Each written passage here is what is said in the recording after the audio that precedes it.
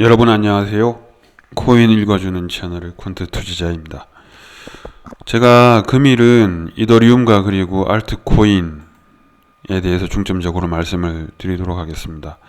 특히나 지난번에 제가 이게 항상 뉴스를 제가 그때그때마다 중요한 뉴스들을 해설을 해드리고 있는데 매주 그러면서 이번 주에는 특히나 이제 제 뉴스를 올려드리면서 이더리움 클래식이 많이 올랐습니다. 그래서 다음 방송에서 이더리움 클래식 가격과 채굴과의 관계에 대해서 설명을 드리겠다 이렇게 이제 말씀을 드린 건이 있었어요.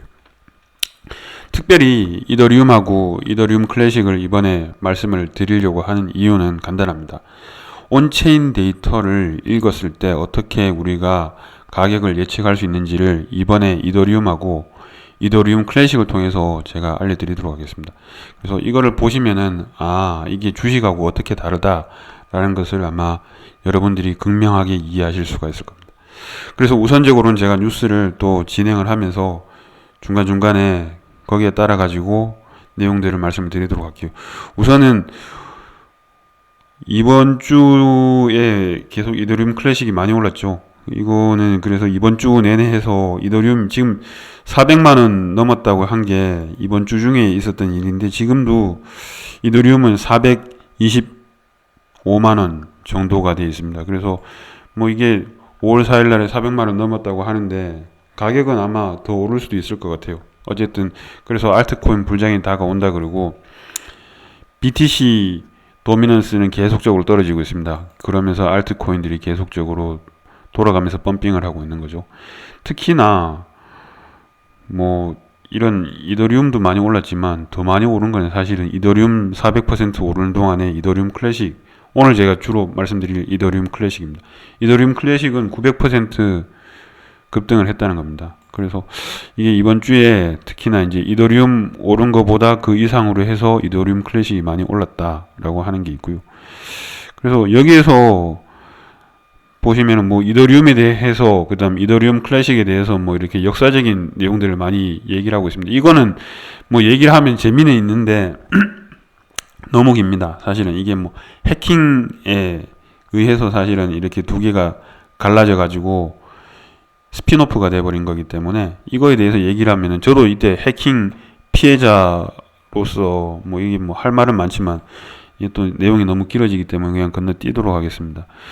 그래서 어쨌든지 뭐 지금 이더리움이 많이 오르고 그 이상으로 해서 이더리움 클래식이 훨씬 더 많이 오르고 있고 이 내용에 보시면은 최근에 이더리움 클래식은 이제 거래소에서 이렇게 얘기를 하는 거죠. 호재가 없어서 사실은 호재가 없죠. 내부에서도 왜 이렇게 많이 오르는지 명확하게 이유를 짚어내기 어렵다라고 이제 얘기를 하고 있고 이더리움 상승하면서 그리고 이제 같이 이제 약간 쌍둥이 같은 형태죠. 하드포크된 이더리움 클래식에 대해서 관심이 커진 것 같지만 꼭 그래서 가격이 더 많이 급등했다고 말하기는 어렵다 이렇게 이제 얘기를 하고 있습니다. 그래서 뭐 거래소 관계자나 이 기자나 이런 사람들은 내용을 모르기 때문에 사실 이렇게 이제 얘기를 한 겁니다. 그래서 이거를 제가 이제 말씀드리려고 하는 내용이 여기서부터 이제 출발을 하는 겁니다. 이거를 가격이 오르는 거 이거를 어떻게 예측을 하느냐? 그건 항상 가격은 채굴과 관계가 되어 있다. 이 얘기를 말씀드리려고 하는 겁니다. 그래서 이거는 사실 이번 주에 뭐 5월 4일 날에 가격이 많이 오르면서 이렇게 얘기가 이렇게 있었던 건데 이거에 대한 시작은 여기서부터 시작합니다. 이더리움이 지난달에 베를린 하드포크가 4월 15일 날에 이루어졌습니다. 그래서 이더리움의 베를린 하드포크가 4월 15일 날 이루어졌는데 이 내용이 무언가 하면은 실제로는 이 이더리움 소프트웨어가 업데이트가 된 거죠. 그래서 실제 내용은 이겁니다. 다음 달에 다시 이제 사실 6월 달인가? 그때 이제 다시 7월 달이죠. 이때 이제 런던 하드포크라는 게 있고 이때 이제 실제적으로 먼저 선제적으로 하는 게 지난달에 있었던 그 가스비를 줄이고 이제 이 전송에 대해서 수수료를 줄이겠다 이 소리입니다. 그래서 이걸 위해서 이제 우리가 했던 거는 지난달에 이더리움 네트워크 가스비를 줄였다. 그 다음에 채굴 보상을 줄이는 게 골자였다는 겁니다. 그러면서 이게 지난 4월 15일 날에 이미 현재 완료형으로 이루어진 거죠. 그러면서 가격이 이더리움 클래식이 움직이기 시작했습니다. 그래서 이게 이제 제가 한 달 사이로 이더리움 매 일별로 해서 이제 이더리움 클래식 가격을 이렇게 쭉 이제 나타내 봤어요. 이게 이제 보시면은 올해 초만 하더라도 뭐 $5 뭐 이랬습니다. 뭐 이게 그래서 뭐 한 6,000원 정도 한 거죠, 사실. 작년도 계속 이 정도의 가격이었습니다. 사실 거의 어떤 사람들은 망한 코인이라고 저주까지 했었는데 어쨌든 뭐 $6 뭐 이렇게 오다가 이제 다른 것들이 막 펌핑이 일어나고 그러면서 비트코인들 막 이렇게 계속 올라가고 이러니까 이것도 이제 조금씩 슬금슬금 예의상 약간씩 이렇게 올라가기 시작했던 겁니다. 그러던 것이 여기서부터 이제 급작하게 오르는 것은 4월 15일이죠.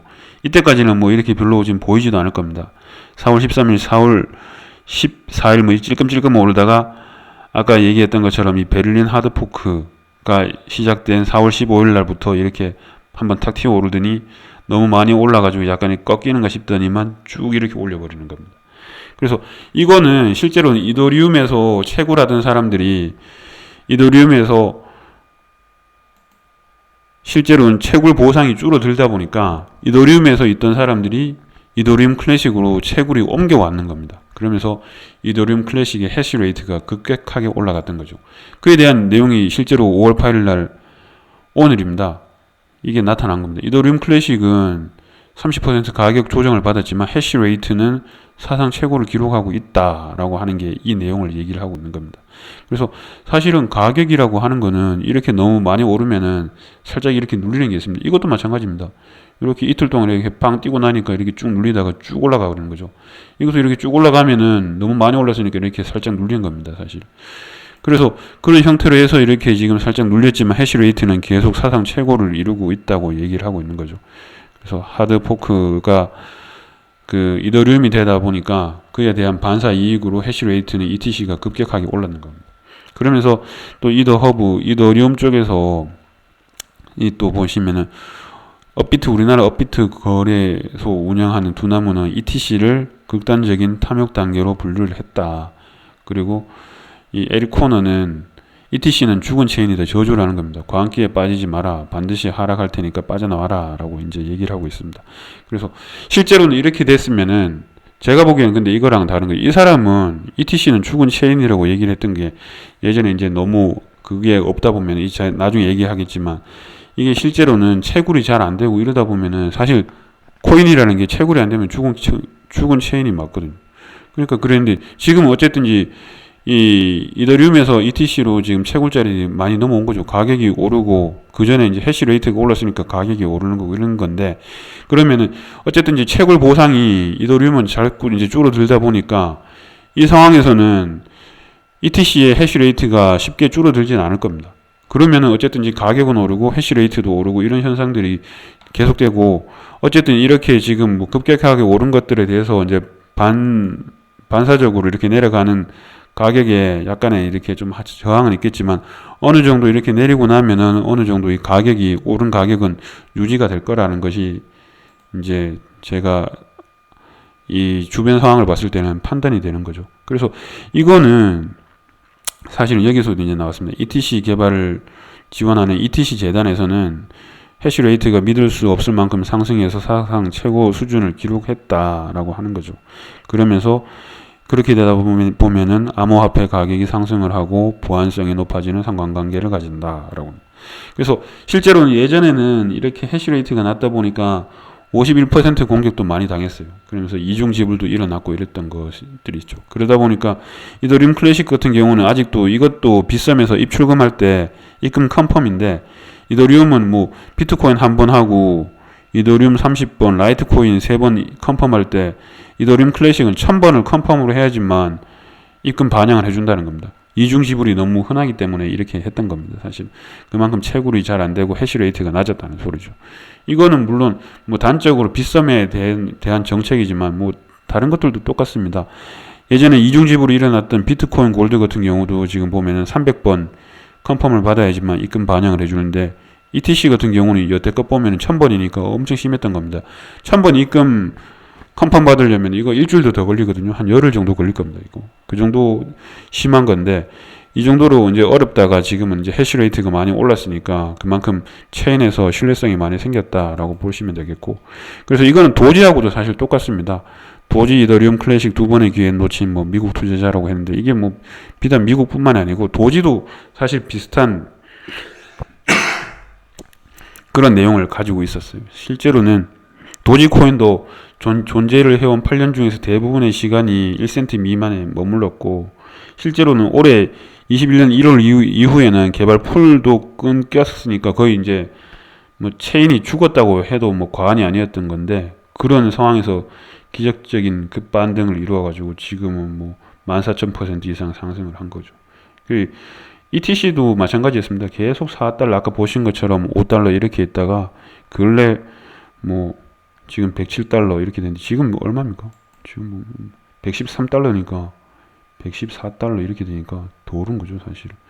그러니까 이거보다도 지금 더 오른 거니까 사실은 보면은 뭐 어마어마합니다. 지금 사실은 뭐 5달러 대비했을 때 보면은 지금으로서는 뭐 2575%를 뭐 기록했다 뭐 이렇게 되는 거죠. 뭐 실제로 뭐 보면은 이렇게 급등을 한 데는 사실 이전에는 뭐 죽은 체인이었다고 이제 사람들이 생각을 하다가 올랐기 때문에 이렇게 된 건데, 개인적으로는 사실 저는 이게 죽은 체인은 아니라고 저는 생각을 했어요. 그래서 이 핀테크하고 디파이에 대해서 이거 예전에 제가 강의 자료에서 썼던 건데, 이 가장 큰 차이점은 이겁니다. 디파이라고 하는 거는 사실 아까 지금 도지도 마찬가지였지만 보시면은 도지 같은 경우도 실제로는 지금 개발 풀이 끊겼다는 거죠. 그러면서 실제로 이 디파이라고 하는 측면에서 봤을 때는 이 탈중앙화된 소프트웨어를 중심으로 돌아가고, 이 뷰로크러시 재단에서 이렇게 이제 최소한의 소프트웨어 개발 풀들을 관리를 해야 되는 건데, 이거 자체가 이제 날아갔으니까 실제로는 관리하는 사람이 없었다는 얘기입니다. 그러면서 이거가 어쨌든지 최소한으로 동작을 하는 것들이 중요한데, 뭐 도지는 이게 없었고, 지금 예전에 보면은 실제로는 이 트러스트 미니마이즈 소프트웨어가 ETC 같은 경우는 잘 동작을 안 했던 거죠. 채굴이 잘 안 되다 보니까. 그러면서 이 문제가 있던 것들이 현재로는 급등을 한 뭐 이런 상황이 되겠습니다. 뭐 어쨌든 뭐 결론적으로 얘기하자면 ETC는 아마 가격이 유지될 거다라고 하는 게 지금 채굴 풀로 봤을 때 되는 겁니다. 그래서 결론적으로 얘기하자면은 여러분들 이걸 아셔야 돼요. 이 차트라고 하는 거를 그냥 이렇게 이 보통 이렇게 주식 아는 사람들처럼 막 선을 막 이렇게 막 찍찍 그리고 이렇게 하는 사람들이 있는데, 그거는 사실 별로 의미가 없습니다. 이런 채굴에 대한 이런 개념이 없으면은 이때 이렇게 반등에 대한 이렇게 뭐 급등, 그리고 이렇게 계속 오르는 것들에 대해서 이렇게 이해를 하기가 사실 힘들거든요. 사실 그래서 어떻게 보면 코인의 가격은 수요와 공급에 대해서 결정되는 것이 아니라 희망 소비자 가격에 의해서 결정이 되는 뭐 그런 구조를 가지고 있는 겁니다. 그러면서 요즘에 뭐 떡락에 대해서 또 많이 오르다 보니까 이렇게 불안해 하시는 사람들도 사실 있는데, 그런 것들은 사실 별로 의미가 없습니다. 그래서 이게 가격 결정 구조가 어떻게 되는지 알게 되면은 이 떡락에 대한 뭐 그런 불안감도 조금 잠시 종식할 수 있는 뭐 그런 좀 뭐 그런 게 있을 거예요. 그래서 뭐 이 정도로 가격에 대해서는 얘기를 드리고, 마지막으로 상황에 대해서는 좀 얘기를 드리고 말씀을 끝내도록 하겠습니다. 미국하고 이란에 대해서 이제 좀 얘기를 하겠는데, 이란은 비트코인 전략과 화폐 전쟁이라는 내용에서 아마 이게 이란에서는 비트코인을 많이 좀 장려를 하고 있습니다. 이란은 지금 사실 미국하고 사이가 안 좋다 보니까 규제도 많이 받고, 그래서 이란은 암호화폐 시대의 쿠바다 이렇게 얘기가 돼 있고, 이 뒤에는 또 중국이 있습니다. 중국도 채굴을 많이 하고 있기 때문에 이 미국하고 또 대척점에 서 있는 국가가 또 중국이죠. 그러다 보니까 중국하고 이란은 또 같이 이렇게 암호화폐 쪽으로 해서 좀 미국에 좀 맞서려고 하는 게 있습니다. 그래서 평등하지 않은 채굴 기회라고 되어 있는데, 이게 보시면은 이런 거 있습니다. 이란 같은 경우는 실제로는 자국 에너지 자원을 팔아가지고 달러를 구하기가 여전히 규제 때문에 어렵습니다. 그래서 그런 에너지 자원을 활용을 해서 달러에 비해서 하드 커런시 성격이 강한 비트코인으로 바꿀 수 있게 된 거죠. 그러면서 오히려 그냥 달러를 그렇게 축적하는 게 아니라 차라리 채굴을 하는 게 낫겠다라고 해서, 어쨌든지 예전에는 이 채굴을 갖다가 다 전면 금지를 했다가 지금은 아마 국가에서 관리를 하려고 하는 뭐 그런 형태가 지금 나타나고 있습니다. 그리고 미국 같은 경우도 사실은 뭐 그렇다고 이게 암호화폐를 없앨 거냐, 그러지는 않을 겁니다. 미국 같은 경우는 이제 어쨌든 그 금융권에서 많이 지금 관심을 가지고 있고, 실제로는 이 암호화폐 자산 운용사, 뭐 여러 가지 투자은행들하고 지금 같이 협업을 하고 있습니다. 그래서 제일 먼저 나타나는 건 피델리티가 가장 적극적인 것 같아요. 피델리티가 예전부터 이제 수탁을 계속적으로 암호화폐를 그 소비자 금융 쪽에서 하려고 하다 보니까 이미 제휴를 맺었고, 그러면서 실제로는 소규모 금융기관들이 현재 협의를 하고 있고, 만약에 이렇게 소규모 은행들이 암호화폐 거래에 대해서 보상을 얻기 시작하면은 BOA나 JP모건 같은 회사들도 동참할 수 있을 거다. 이렇게 된 데는 아까 말씀드린 것처럼 지금 돈이 휴지가 되고 있는 상황이기 때문에 무엇이 진짜 하드 커런시인가, 이런 거를 이제 생각을 해봐야 되는 겁니다. 이 사람들도 그 고객 자산을 그냥 돈으로만 예치해가지고는 이 벼락 거지가 될 수 있는 상황이 될 수도 있기 때문에, 실제로는 약간 이 디플레이션 통화 성격을 가지고 있는 암호화폐들을 어떻게 보면은 자산으로 가지고 있는 것이 어떻게 보면 해지적인 측면에서도 이 사람들도 필요한 것들이 되겠죠. 그래서 이런 것들이 있고, 어쨌든 여러분들이 보시기에는 이번 주에 계속적으로 지금 보면은 뭐 많이 올랐습니다. 그리고 이제 지금 이더리움 클래식 너무 많이 올랐으니까 지금 떨어지고 있고, 반대적으로 지금 도지가 다시 오르고 있어요. 그래서 이게 수건 돌리기 하듯이 뻥뻥 돌아가면서 올릴 거다. 그리고 비트코인, 이더리움도 계속적으로 점진적으로는 안정적인 추세를 가지고 있다. 이렇게 보시면 될 것 같고요. 그래서 이번 주도 이 정도로 말씀을 드리고, 또 다음 주 되면은 아마 또 가격적으로는 또 종목들이 조금 회전하면서 돌아가지 않을까, 이런 생각을 가지고 있습니다. 그래서 주중에 혹시나 또 아니면 주말 해서 뉴스에 대해서 나오는 것들을 계속적으로 제가 이 상승 코인 게시판에다가 올려놓도록 할 테니까 보시고, 제가 방송을 할 때는 이 내용들을 가지고 방송을 해드리도록 하겠습니다. 그러면 한 주 동안 또 투자를 신중하게 잘 하셔가지고 좋은 결과를 얻기 바랍니다. 고맙습니다.